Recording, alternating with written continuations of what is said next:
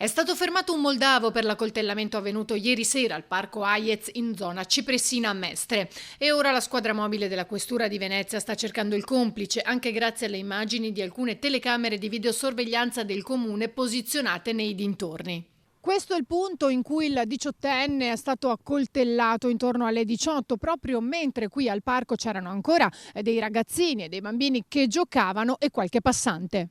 Il ragazzo di origini russe è stato ferito al torace dopo aver subito un intervento delicato durato alcune ore e resta ricoverato in gravi condizioni all'ospedale All'Angelo di Mestre. La prognosi è riservatissima e bisognerà attendere ancora delle ore prima di scioglierla.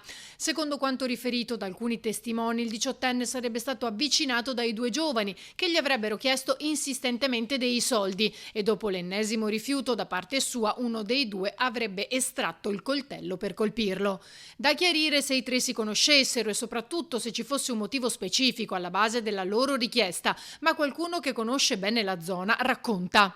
Alla sera il parco diventa terra di nessuno, dove ragazzi giovanissimi e non vengono per fumare o spacciare.